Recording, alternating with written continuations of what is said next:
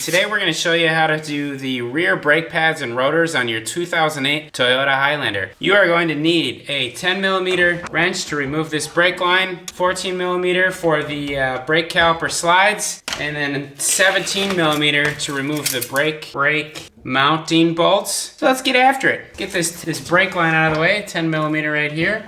Or maybe it's a 12mm, just kidding. If you're due for struts, we also have a video on front and rear strut removal and replacement, hence these shiny new struts right here. We're going to remove the caliper guide pins.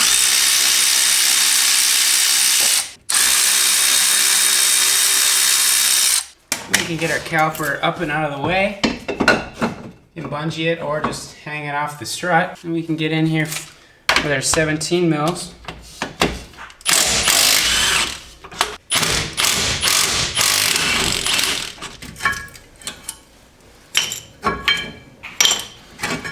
And that's how you disassemble.